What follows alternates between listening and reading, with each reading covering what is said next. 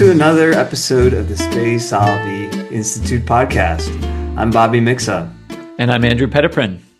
Today, Andrew and I, we're going to kind of riff a little bit on a topic that has, at least for me, been on my mind constantly, and that's the relationship between memory and hope. Somebody who actually the word Spe Salvi is, connected to Pope Benedict, our late Pope. He has all these great writings that Ignatius has released over the years, and they're a collection of his homilies that were when he was Archbishop of Munich. Then these are homilies that he gave as radio addresses as well. And every now and then I find myself going back to these. These are called Seek That Which Is Above. And they're just great. They're not too theological, and they're not just for the sake, they're not just addressed for the feast day, but they actually, I think, cover so many different topics.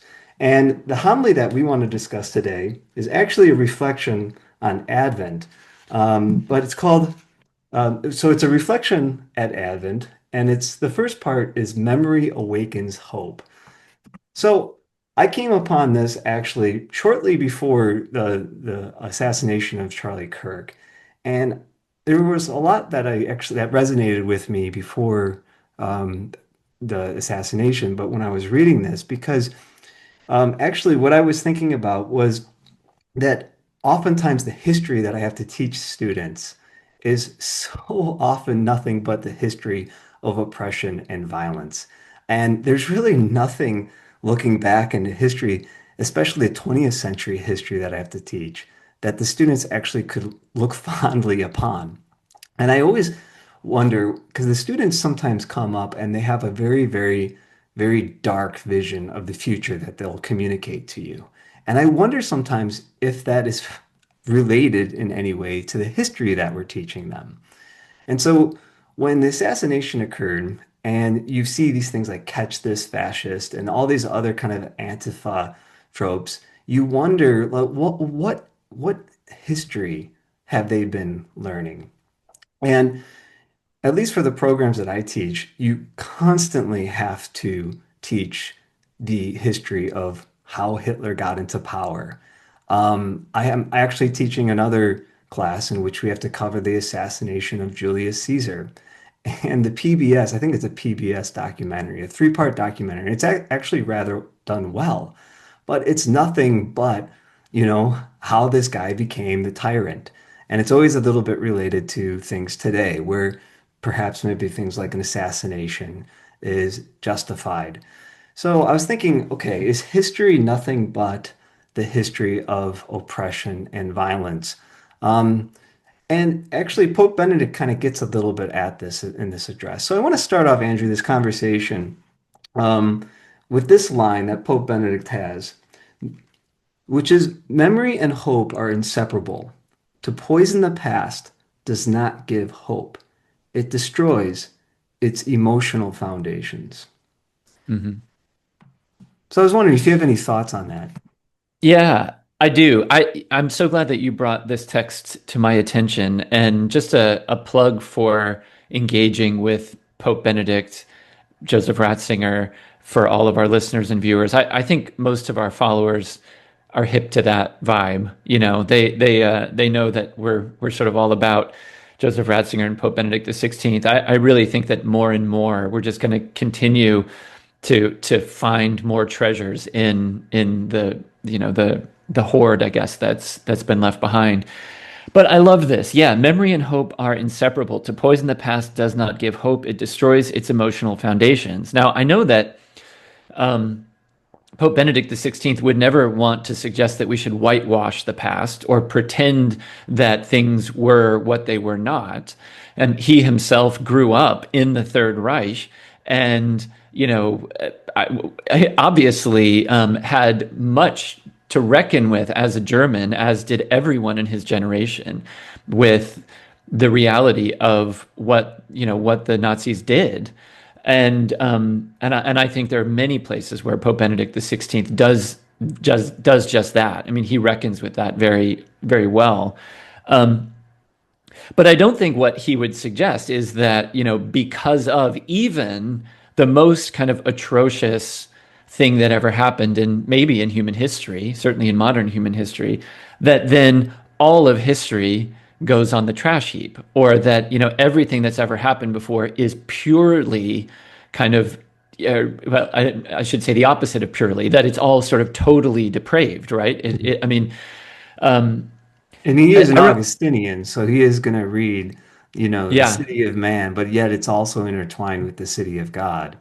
yeah, and he's also a Catholic and not a Puritan, not a Calvinist, right? So I mean, I'm grateful that he's always looking at sort of the work of God in everything, and not looking at everything through the lens of kind of total depravity, or you know um, basically sort of um, complete wickedness that only is sort of like covering over by God's righteousness can sort of like make us see something good in it, right? I mean, there is something inherently good in all of us, and therefore in our ancestors and in our the past, in our cultures and all of those kinds of things. I was thinking when you were talking, Bobby, about how when I was in 11th grade taking AP American history, the our summer reading project was to read Howard Zinn's People's History of the United I States. remember you telling me this. Yeah. Yeah, which to me at the time, I was kind of open to that. I mean, I don't know, but I mean, I read that book, and somehow it didn't totally tarnish everything good about America for me, or it didn't when we got actually into the class and used our textbook and I had to write essays and all that sort of thing. I wasn't so thoroughly kind of infected with Howard Zinn's perspective that everything I was thinking was how awful everything was in America's past. But there definitely was a lot of that there. Something that I've noticed lately, though, is that there's kind of a right-wing version of this same view of history.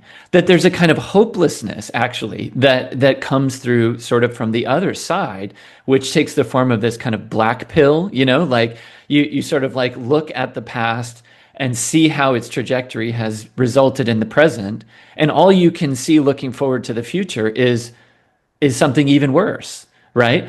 And this includes people nowadays wanting to, I suppose generally speaking on the right, wanting to kind of reevaluate World War II, that actually Winston Churchill was the bad guy, and all these things. It's the Yeah. Yeah. same kind of viewpoint. It's basically like everything you've learned is a lie, which is what I learned from Howard Zinn, you Yeah. know?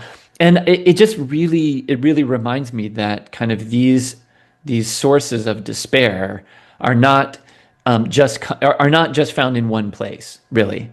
Yeah. Um, and so real memory, like our real awakening, maybe we'll talk about that word because Ratzinger, Benedict uses that word, which I think is an interesting one to contrast maybe with a word like woke, right? Mhm. A real waking up, a real Hmm. awakening to the I didn't put reality that of our together. past, Yeah. Yeah. is exactly what we need to do so that we can awaken real memory that includes both good and bad, but ultimately always points in the direction of hope. So I'm just so grateful for this, and there's so many different ways that I think we could take the discussion from here. But those would be my initial thoughts. Yeah. There's, he said, he has this line too. He says, this healing, going back to remembering that God became man and became a child. So this is in the context of Advent and preparation, movement towards Christmas. He says this healing memory, namely of God who became a child, it brings hope. And then he connects us to the church's years, continually a rehearsing her great history of memories to awaken the heart's memory so that it can discern the star of hope.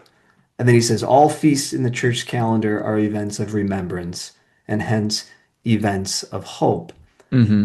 And when I was reading this, what struck me was, as a child, I was so grateful for my parents to bring me at least to mass every Sunday, so as to partake in the church's liturgical year. I mean, not only learning songs, but also partaking in the great "Do this in remembrance of me." But Hmm. then the whole liturgical cycle is those. My fondest memories are thinking back to moments like the Christmas Vigil Mass or even Easter Vigil Mass. I think back to those things so fondly where there was a gathering, and those are good memories. And when I think back to those things, I actually look forward. I can't wait for Christmas to come, and also can't wait for the next festival and the next feast day that we're going to celebrate. Hmm. But I was thinking of, children today, oftentimes who don't go to mass, who are perhaps maybe living in this world, which is like kind of like the 24/7 news cycle or on the phones. They don't have these unique moments that are something like epiphanies that stand out. And there perhaps maybe is something like a forgetfulness, a loss. They're talking about a loss of memory, even with students or kids who are addicted to their phones all the time. Hmm. Like they can't even like remember things very well. And so the past is just kind of this blur for Yeah. them. So I mean, that made me think back to actually Odysseus when they go in and they meet the lotus eaters in the Odyssey, and they're just these pleasurable fruit, this pleasure fruit that makes you forget your true destination, your home. And he kind of has to drag the guys who eat that out of that so that they're compelled to go back home. Hmm. So I'm sorry for bringing all those things together there, but could we maybe just talk a little bit about that in terms of the church's liturgical year? Yeah, that really struck me in this piece, and I was reminded of ancient Israel as well, and at the institution of the Passover, Hmm. which of course our Passover then is Christ's resurrection, which we reenact every week on the altar in memory of him. But ancient Israel, they're given the Passover, and they're told, this day shall be for you a memorial day, and you shall keep it as a feast to the Lord throughout your generations. You shall observe it as an ordinance forever, right? We keep the same ordinance in the church as well in the sacrament of the altar, but well, not but, and like ancient Israel, it's embedded in this larger year where you're always, in a sense, living in hope, because you're always living from one feast to the next, from one season to the next. And there's a logic to how, Advent then sort of opens up to Epiphany, right? And then you have this sort of weird kind of in between time that nowadays we call ordinary time, but used to be called the season of Epiphany, right? And that you live all the way up to the pre-Lenten time, and then the cycle continues, right? Through the resurrection, and then that long part of the year where you're just sort of being nourished by the stories of Jesus from the Bible, and all this sort of thing. And then, well, Advent comes around again, right? And it's like you can't ever escape it. You're always in it. Um, to your point, and maybe there's more to say about that, but before I forgot, I wanted to make this quick point. To your point about kind of the forgetfulness of today, well, first of all, if we look anywhere in the Bible, certainly in the Old Testament, we will see that forgetfulness is always a problem, Hmm. right? I mean, this is always something that just seems to kind of be inflicted upon people in their humanity. It's just so much a part of the fall that, like, no matter how wonderful and glorious something is, the next second it's like it didn't even happen. I mean, think of Peter denying Christ 3 times, right?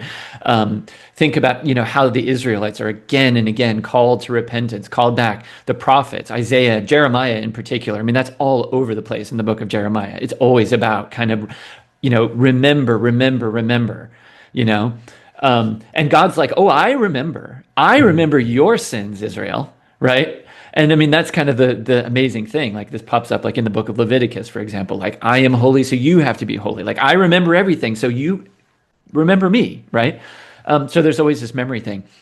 But in the modern age, I was thinking as you were talking about how in one of these, it's on my shelf back there, I forget which one it is, but in one of the recent things that, or one of kind of the later things that Ratzinger wrote, talking about problems of Western civilization. It might be in that Without Roots book, in fact. I'm Okay. not quite sure. But he specifically talks about drug use in there. I don't know if you remember that part. He doesn't really talk about technology so much, which is, I think, kind of an additional layer to this. But he Hmm. specifically talks about drug use as this sort of like, it's this sort of fundamental escape into despair, because Yeah. it is this desire to forget. It is essentially like the use of drugs basically is saying to the world, I want to forget. I don't want to be connected anymore, right? Hmm. And I mean, I think technology is a drug. I mean, it certainly has the same addictive properties, and it creates in us this sense that even if we're kind of looking at the same feed and we're kind of looking at the same websites and scrolling through, whatever our same timeline, that we're kind of always living in search of a fix. It's always in search of like kind of the next hit of dopamine rather than living in the hope of the fulfillment of something greater than these sort of hits that we might get, right? Yeah. So I'll throw That's it back that's to you with that's all of that. that's Yeah. a good point. I mean, yeah, the cycle and the rhythm of an addict's life is always, yeah, the anticipation of another hit or seeking that. Um, and yeah, what does that do? Because there's a lot of studies done on attention and memory. And what does that do to one's memory with it would be really interesting to look at some of these psychological studies on the memory of drug addicts. I don't know if there's anything out there. Maybe somebody can, help us point us in the right direction if there is something on maybe memory loss and drug use. Because I think I recall hearing sometimes drug addicts saying like, I hardly remember anything Right, that right. happened during those years. Yeah. But I'm just thinking too, about that with if today everyone, if we live in a society of addicts, and let me tell you, I mean, I really am addicted to the phone in some ways, but when I'm on the bus and I see people going through their Instagram feeds or whatever that is, I mean, it really, really is an addiction. Um, and you just think that, okay, well, in society that is like that, okay, Holy Poland, right? In which Hmm. you think, okay, for years, you have a civilization in which so many saints are coming out of this, but it takes the skills of attending to the Lord, to then also have that memory that you can then also have as a source to draw the goodness from, to even remember, what the Lord did is attending to what he did in the first place. Hmm. And so, I was reading something on my way home today on Aquinas and memory. And the guy, they say that Aquinas, he just dictated to like three different scribes all at once. And everything was just like his memory was such a treasure trove that he could pull anything from it. But it was always cultivated in attention and prayer. And then he could draw through prayer and going into himself, he could draw from the memory. They were saying this book, actually, I was reading a little bit from this book, the Book of Memory. It's actually pretty good, a study of memory in medieval culture. That is a Um, tremendous book. I know oh, that book. oh, Yes, I really? remember it Okay. from when I was in graduate school. Yes. Yeah. Really? I Yep. got this at like half price books, not knowing much about it. I'm like, man, this really looks good. So I'm gonna have to. Tell I our just listeners what it's called. I think I interrupted you. Yeah. So it's called A Book of Memory, a study of memory in medieval culture by what is that? Mary Mary Carruthers. Brothers. Yeah. Yeah. And I think when I picked this up the first time, I must have been reading some stuff by what's his name? Is it Francis Young? Um, Yeah, it's the and same. Francis Young, Walter Ong, all those kinds of people are kind of doing the same thing. I love that stuff. Yeah. Yes, yeah. And Yeah. so anyways, and so she has these great there's this whole section on just different medieval texts and how they are actually, little memory aids as well. Hmm. And it made me think back and in the context of memory a little bit. Not to throw Terrence Malick all of a sudden into this, but Yeah. there's a great movie called I think it's great. I don't think many people do think don't think it's very good. Andrew, I think you might be one of them. But Knight of Cups, there's in the Knight of Cups, right? It's based on kind of the tarot card, the Knight of Cups. But there's all of these. If you look at the cover of I mean the poster of the film, that I think that was the poster when it was released. It has almost like a kind of Jacob. What's this? Jacob? How do you say his name? Is it Jakub Burma, one of these, he was a very controversial 17th century mystic that a lot of people Mm, think was a heretic, but he had this book in which he has all these kind of these diagrams for like the spiritual life, and people kind of use those things as like they're almost like these little memory cards to see, well, what's the steps of the spiritual life, and those pop up, throughout the film. But the whole film, in some ways, is remembering. Okay, remember that hmm. you're the son of, you're the prince, you're the son of the king, and Yeah. you're going for the pearl, and you drank the cup of forgetfulness. And the whole thing, in a way, is kind of like a replaying of that, the story of Israel going into Hmm. Egypt, forgetting its identity, and then, going on Exodus, and then going towards the promised land, and having to always, but falling back into forgetfulness again and again and again and again, but having these different messengers that are sent throughout, and you'll see this in the movie. Different messengers are sent that try to awaken the main Hmm. character, and Hmm. finally the last scene of the film is he's finally on his way. Okay, and going in the right direction. You have Wojciech Kilar's music called The Exodus playing. I don't know, I always get emotional just thinking back to that because the movie resonates so much with me. And the movie, in a way, is almost like that memory. What do you call it? It's almost like that you know uh, memory card reminding me of the dynamics of the spiritual life, Mm. so as not to fall back into that kind of forgetfulness. That's Um, interesting. yeah, so I mean, anyways, this is that was a lot of I don't really, I was just rambling there, but maybe, I mean, with this book and the attention that is needed to cultivate memory, to draw things even in the first place, draw on that memory in the first place. It's just very frightening to me that attention is not really being cultivated. And I'm a little bit maybe too concerned about this, where, and this is a whole nother topic, but like when we, as kind of Catholic evangelists, we've talked about this, Andrew, a lot, where people want, okay, so we have to meet people where they are. I get that. But everybody's on social media, and then you go on social media, and then you get addicted yourself, and your prayer life suffers. You Hmm. can't attend anymore. What does that do to everyone? And it just seems like it's like one thing after another. I can't even really remember like a lot of the stuff that is coming out of Catholic social media to begin with. I can't even remember things that happened, Yeah. so long ago. So is it just all kind of a waste? Yeah. I mean, don't you think too? I remember one time when we were working at Word on Fire, and there was some question. We were sitting around the table eating lunch with a bunch of people, and there was like some question about. It was probably something really inane, like what actor was in some movie or something like that. This is something that happens at my house all the time, where we're trying to think of something, right? And then everybody grabs for their phones, Yeah, right? yeah. And I remember that day at Word on Fire, I just it suddenly seized me. Like I just suddenly sort of shouted out to the group, "Don't touch your phones."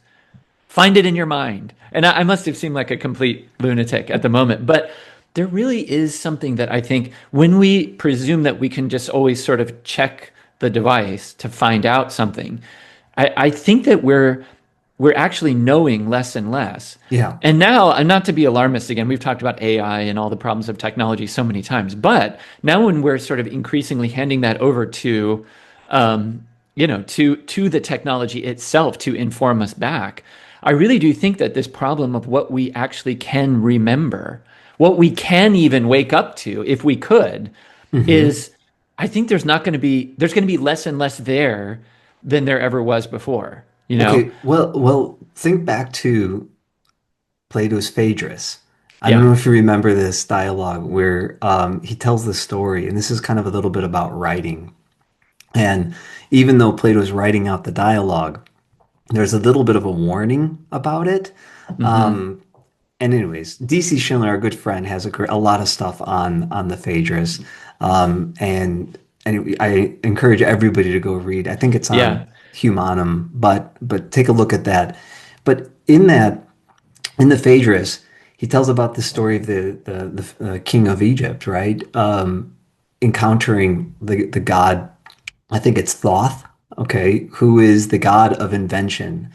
And the god of invention has this new technology called writing, okay, that he's Hmm. going to present, and he loves all of his inventions, so he makes the best case possible for this invention. You can, note everything. You can store it in a nice library and have it all there, all the knowledge of the world, everything, okay, there, easy to access. And the king turns him down and says no, because the Hmm. memory of our people will be gone. And Hmm. it makes me think so much. Going back to the in the Jewish Passover, that it was the duty of the father Yeah. to tell the story every year. It was like catechesis was just telling, like having your kids remember the story and telling Yeah. it again. Who they Um, were, who their people are, the yeah. great deeds of the past. Yeah, absolutely. And so, like, you think about this memory and then identity, the connection Hmm. between the two of those. John Paul II even has one of his last, like, interviews was just called Memory and Identity. Um, maybe, like, okay, if there's anything there you want to comment on, but the connection between those two seems so strong because if you, going back to then memory and hope as well, if you can remember who you are, like, and Right. it's a good memory, you have something to hope in too. And that Yeah. that's that's your identity. That's right. Have you ever seen Christopher Nolan's first film, Memento, or his first major You know film, what? Memento?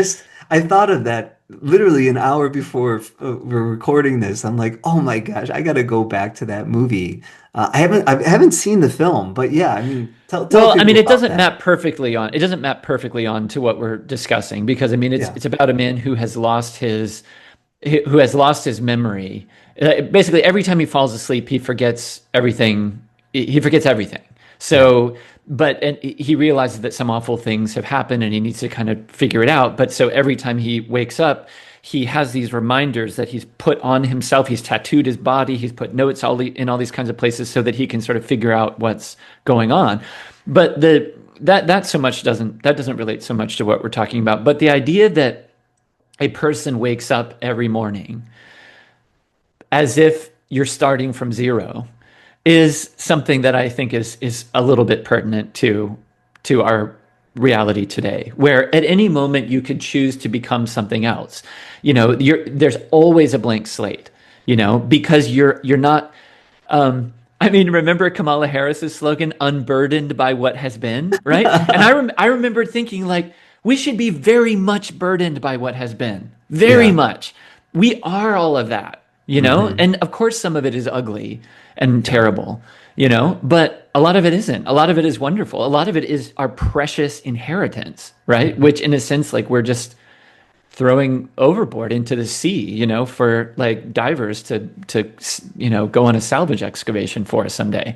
Um, there was another point that I was thinking as you were talking. Oh, one more quick thing related to another thing that I've seen recently. My family and I have been watching the show Sherlock with Benedict Cumberbatch and Martin Freeman. It's quite good. It was sort of from I don't remember when it started, 08, 09, 10, something like that. And it's quite well written. It's the Sherlock Holmes story. There's this one episode, and I'll just give this away because who cares, where there's this villain who supposedly has this vault and it contains within it all of these things that he uses to blackmail people. And he's been able to kind of amass a fortune and control governments and like to do all this stuff. Like there's no one in the world who's kind of untouched by some piece of information that he has on them. Sounds like what people say about Jeffrey Epstein. Right. Well, Well, yeah, there's yeah, something I to know that, there's like right? a myth to that, but yeah. But the big reveal, and I'll give it away because it's very useful in our discussion here. And like anything good, if you know what's going to happen, it's still good, even if you know. A little bit less so with a murder mystery, but oh well. Hope everybody's seen it. But the big reveal is you find out, you see him in his vault. And what is his vault? But it is just him sitting in a chair, closing his eyes, thinking that he's the vault. It's all in his brain. and that he has developed through hours of silence and kind of, trying to perfect developing his memory, that he's developed all of these tools where, I mean, his brain is literally kind of wired for this, where he's sort of developed ways to connect this to this to this to this to this. And I mean, it's like he can produce it like it's a computer, like the actual, documents or like whatever it is. And it's obviously fanciful because it's a piece of fiction. And I don't know actually if it relates to a real Arthur Conan Doyle story where maybe a villain character did do that. I would imagine so, since they're kind of new versions of the old stories. But I just thought that was such a powerful reminder that in a world where nobody remembers anything, and can only do so by kind of putting them in places that are vulnerable, like putting them on the internet or putting them onto a data stick or a disk or something like that could be stolen or erased or whatever it is.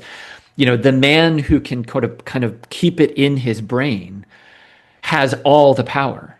And in this case, it's power for evil. But I mean, what if we thought of that in a more, humane and even holy way, and thought like, just think of kind of all that we have within us by simply remembering and training ourselves to kind of think deeply and remember. Well, you think about that too. I mean, so many of the poets here in Poland, like you in the main square, you have Mickiewicz, all the bards, the national bards. I've got to look into this, but the connection, it's not just poetry, but it's remembering the history of the nation. So as to end the moment in the because the word for them is also something like a prophet, where they have to then point the nation in the right direction. Hmm. But they need someone select a select person to be that storehouse of memory, so as to then bring the nation in some ways back to life. And you think even in the context of Poland, 123 years off the map, Yeah. and then it's almost like when that's gone, they preserve the language, okay, but then they also remember the history, and Hmm. that then gives rise to Poland again. And Yeah, and in that sense, Poland, I mean, we speak well of Poland all the time on this podcast, so we'll continue to do so with this comparison. But I mean, in this sense, Poland, it has a kind of almost like Israelite identity in that way, right? It's sort of mm, like it sort of keeps the memory of its identity, of itself as a people, but even more of itself as a nation alive, even when it has no political authority. It has no land of its own. mhm, Um, it's really something that I think a lot of people, I think other Europeans and there are, others in other parts of the world that really get that, I think, even if they themselves aren't a people that have lived that way. But I think that's something that Americans, your typical American, really has no concept of, I would say. And at some point in our discussion, I'd love to get into kind of the idea of home as one of these kinds of like things that keeps our memory alive. And being a people in America that largely is mhm. rootless, I Yeah. think it adds to the difficulty of being a people of memory and therefore a people of hope. Well, let's talk about that a little bit because going back to the Odyssey and when they meet the Lotus Eaters, and the forgetfulness, and then Odysseus having to basically drag those guys to remember to go back home. The Hmm. Greek word, I believe, now correct me if I'm wrong, nostos, which is also connected with mind, and then also calypso. Is it collected with mind? I know noose is more like News, mind, yeah. but I've yeah, got there was actually, to be honest, I'm taking this from a lecture I heard at Notre Dame once. I think it's David Clayton. I encourage everybody to go take a look at this. He has that's really a interesting. great, yeah, he has a great lecture on Plato's understanding of basically kind of the allegory of the cave, in which you're moving ultimately towards the nous, okay, towards Yeah. the mind, but then a connection with that to also nostos. And Hmm. there's a I believe in this in this lecture, he talks about there being a relation with the root word Hmm. there, and he goes into Homer's Odyssey, Mm. and saying how there's a relation between those two texts, as if the Republic in some ways is like a retelling of the Odyssey. But now you have, instead of Odysseus making his way home, you have somebody like a Socrates or the philosopher who is making that Odyssey towards this homecoming. And Yeah. so, but you know, I mean, you think about Calypso, and Odysseus just remembering home and Penelope, and having to, and the whole thing is directed to that. And then you Hmm. have Penelope remembering Odysseus, and you have Telemachus going out in the future, kind of getting to his father for this homecoming and becoming a man Hmm. with his father who is returning home. Maybe we could say something a little bit too about that in relation to nostalgia, Yeah. because you know, I oftentimes think about America, and coming back to Chicago recently, that was quite a homecoming for me. And there's still, I'm not like I'm here, in Poland. I'm not nostalgic necessarily too much for America, but knowing that there ultimately at the end of the day too, there's something more than just, you come back home and you recognize everything's changed a little bit, and it's never going to be the same. But Yeah. there is something that we're going towards. That's the true homecoming. Yeah, absolutely. And so nostalgia means a painful longing for the journey home, Yeah. right? And nowadays it is largely I would say, a derogatory term. I mean, for someone to be nostalgic I would say at best it would be a kind of excusable vice, right? Like, oh, oh, he's nostalgic, but that's okay, that kind of thing. But at worst, I think it really would be considered something quite dangerous in some people's minds because it conflicts with the journey forward, the journey into the future where supposedly everything is better, right? Now, as a kind of disciple of Roger Scruton, he writes, I think, very beautifully about the concept of nostalgia. And he certainly, he, like C.S. Lewis, I think, realizes that there is some danger in living in the past, but not a very big danger. Like that it's a slight danger for the most part, right? And he identifies nostalgia with being a person who's not willing to turn his back on what he loves. Hmm. Now, for me, like for you, home definitely primarily means the people I love. And so wherever I live, and I've lived in lots of places, I've been married for almost 20 years, home is where my wife is and where my children are, Yeah. To a lesser degree, it is where my mother is. My father's dead, and maybe where some of my other family members are.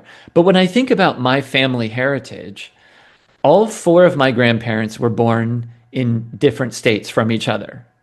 And all four of them died and were buried in places far away from where they were born. Now, that is an oddity of modern life that I think our ancient ancestors would have found totally repulsive, Yeah. right? I mean, because although certainly home primarily means the people, as it is, it means for Odysseus, his wife, and his family, it still does also mean his actual land, which he has to take back when he gets there, right? Mhm.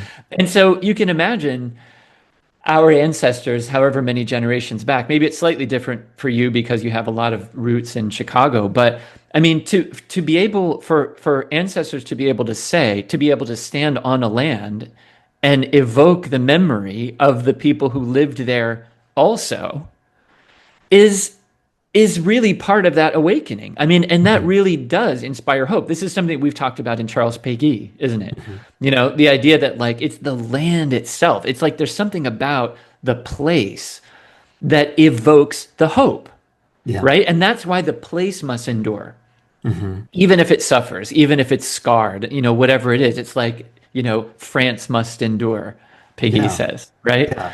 So I don't know. That's a whole lot. But that's just a bit of a reflection on this home thing and how it's related to memory and hope.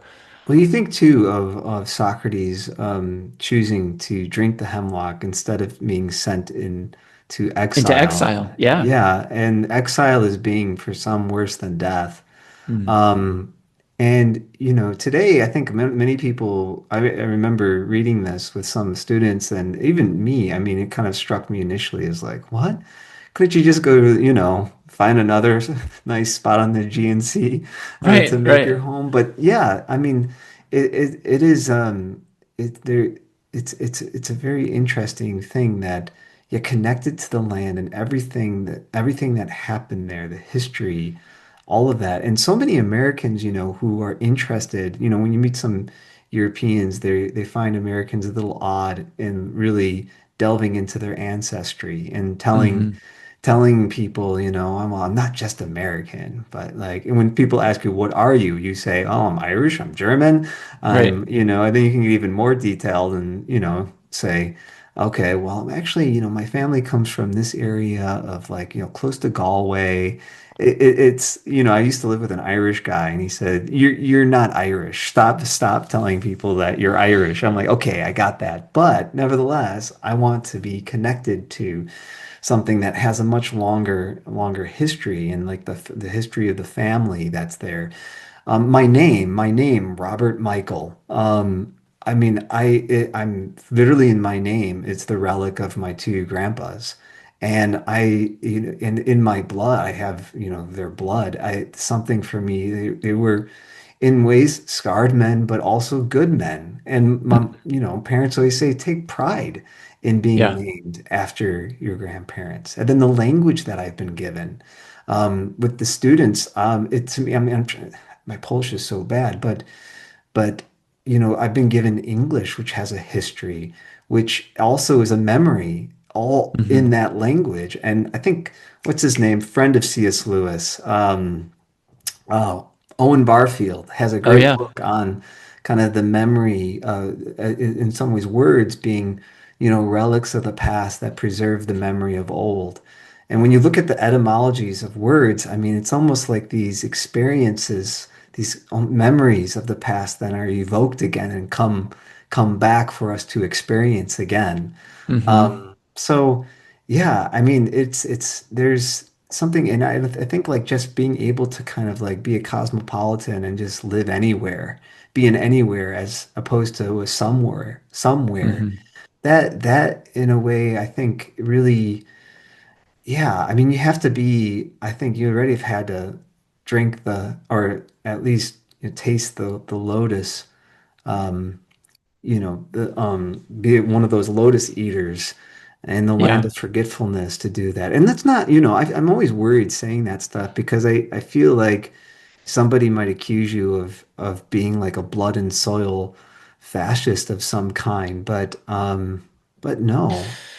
Well, a couple of thoughts about that. First off, I think for a lot of us now, we are just by default nowheres or anywheres, and it creates a desire to be a somewhere sometimes. And I do see how that can then lead to kind of like the desire to create for yourself a place and a space Mhm. that can be your homeland, that can kind of reflect larger than just your own house on your street, like something of your identity in connection with other people.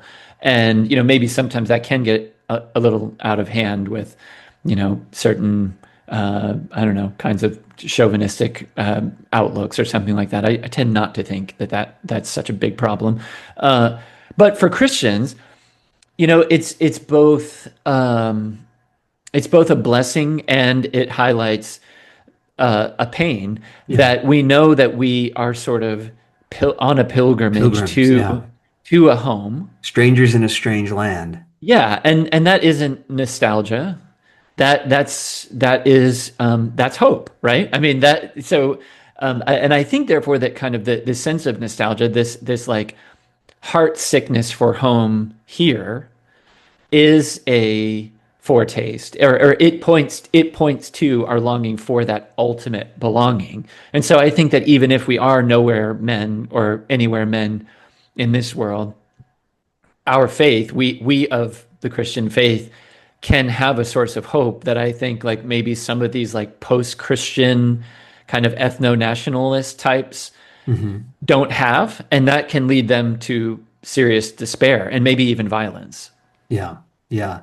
Um, you mentioned the movie by Tarkovsky on nostalgia. Nostalgia, yeah, nostalgia. Nostalgia. Can you say a little Yeah. bit about that? I haven't seen this movie, but I'm sure many of our listeners would be interested.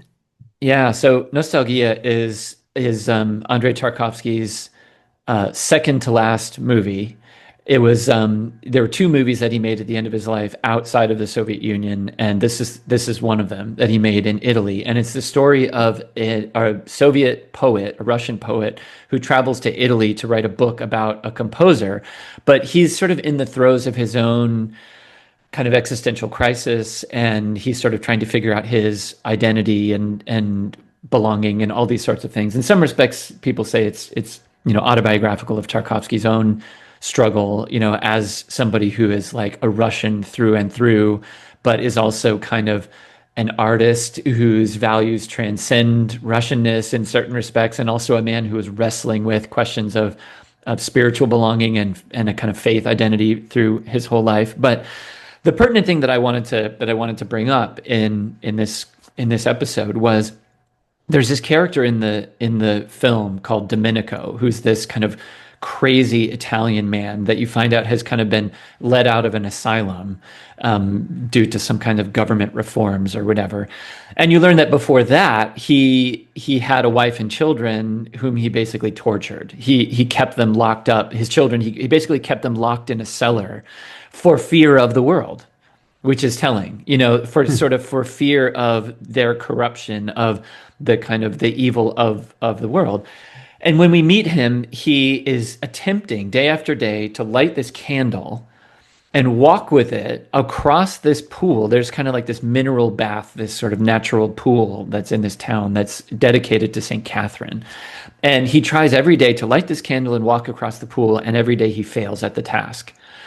And it's really interesting, and everybody just thinks he's crazy, but he's just one of the characters of this town. Like, oh, there's old Domenico out there trying to get across the pool again. Well, we meet him later in the movie, and he's snapped. He's completely snapped. He stands on top of this statue, and he gives this impassioned speech, basically about how sort of the world is going to hell. And he says this. I have this in an article that I wrote some years ago. He says, "We must go back to where we were, to the point where you took the wrong turn. We must go back to the main foundations of life without dirtying the water." And then he lights himself on fire to the music of Beethoven playing in the background. So he's not a man of hope. Hmm. His nostalgia is despair, right? Hmm. But then we get to the last scene of the movie. And again, this movie is so brilliant and so complex that there is no giving away a movie like this. I mean, there's no point in, if you're worried about like finding out what happens in the movie and that's why you want to watch it, then you should just read the summary on Wikipedia and not watch it. But you should watch it because every frame is a work of art. But at the very end of the movie, this poet, Andre, he takes up the candle, and the pool is dried up somewhat. We're not really sure why, but it's sort of maybe the water sort of evaporated or something. There's less water in the pool than there was before. And he lights the candle and he tries once and he fails. He walks back. He lights the candle again and he walks a little farther, but again the candle goes out. He fails. He tries it a third time and he's got difficulty lighting the candle, just like old Domenico kind of had difficulty lighting his Zippo lighter to light himself on fire. But finally, Andre is successful. He lights the candle and he makes it all the way across to the other side of the pool, and then he dies. And the idea is like he ultimately represents hope, but the quest to kind of get to the other side, to keep the candle burning rather than light himself on fire in despair, it does kill him in the end. And there's a little more to the story than that. But to me, I feel like that is like just such a very powerful example in recent art, in cinema, of that kind of embodies this complex notion of memory, hope, and how it relates to home and belonging and identity. Yeah. Well, I mean, I think sorry. in today's context, I mean, it's interesting. I've been thinking a little bit about Charlie Kirk and his whole project. Hold on one second, sorry. I think you have some people who are trying to kind of, like you said, whitewash the history of America, and present it as if it's, just completely, you know, um, a country without any flaws.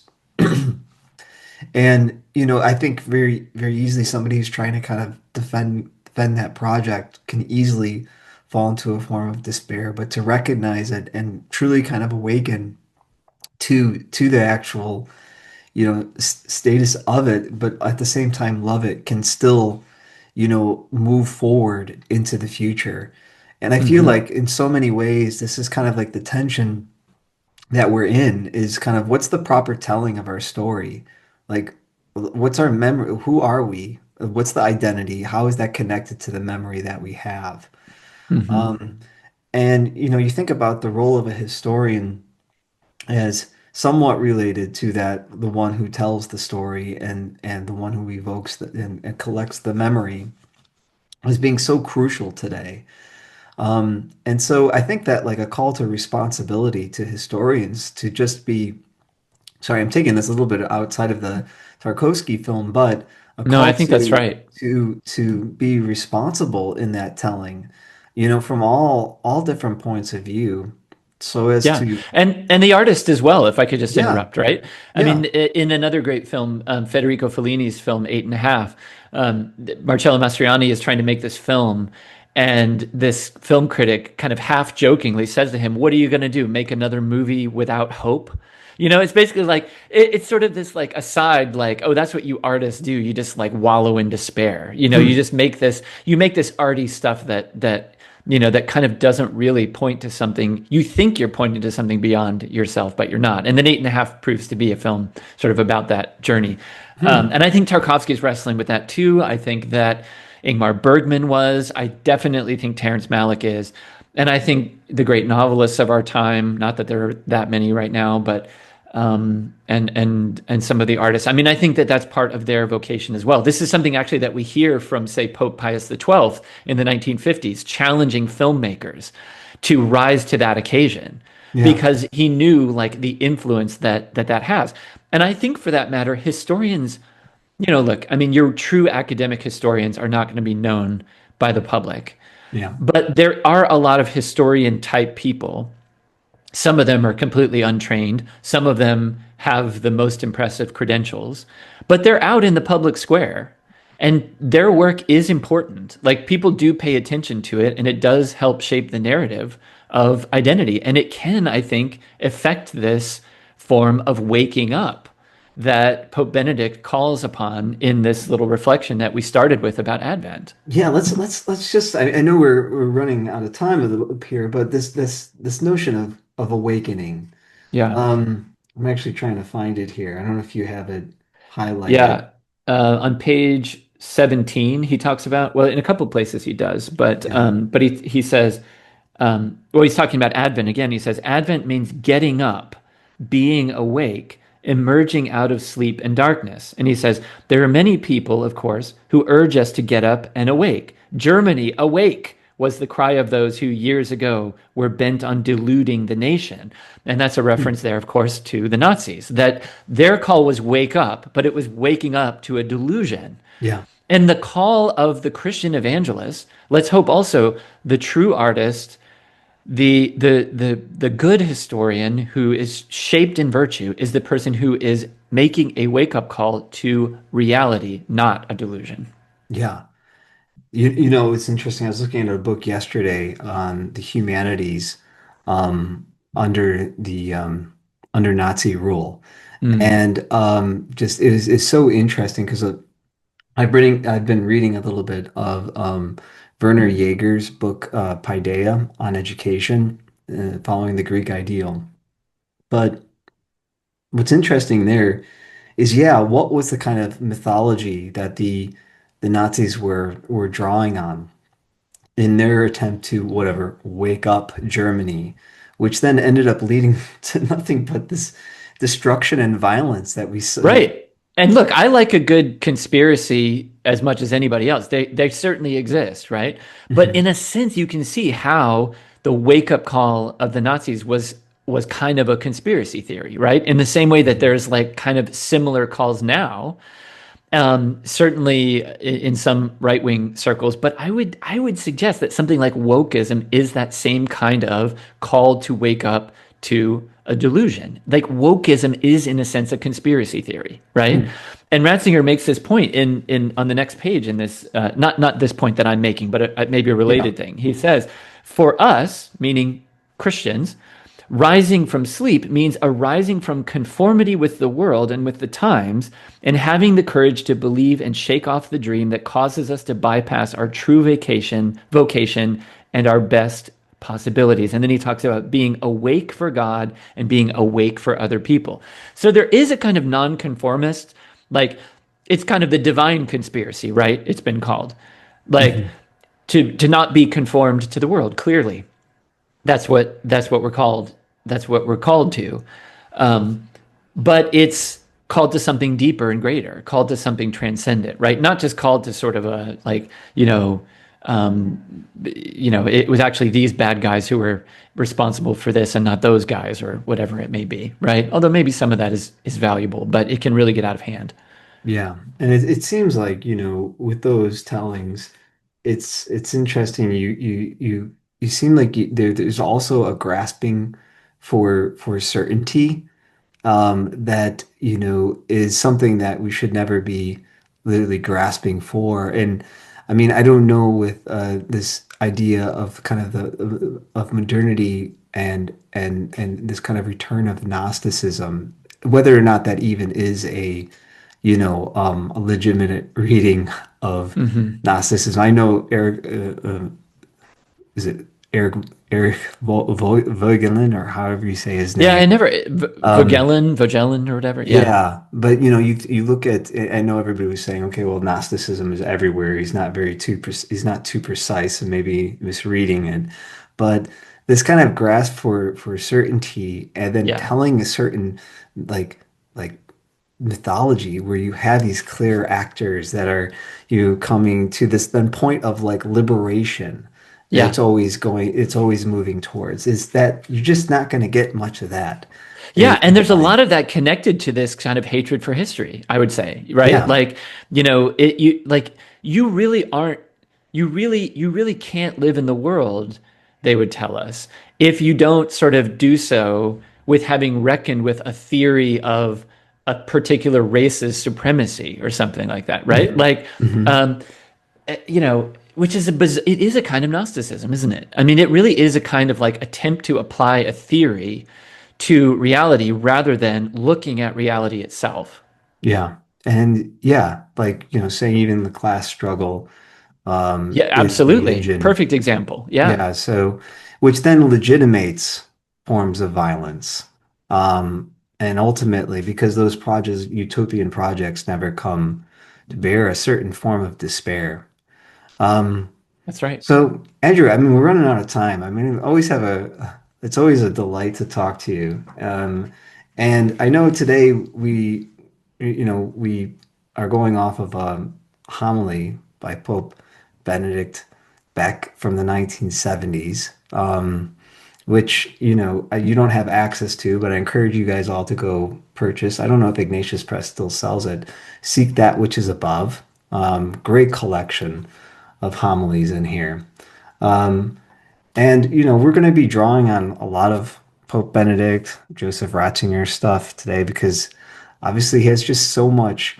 There's just so much in his writings that are still relevant today. And I mean, he's so prophetic because, reading his writings, back in the day, maybe they're even perhaps more relevant today than they were when he was writing these things. Um, so I encourage everybody to continue watching our show. We're going to get some guests on in the future. Um,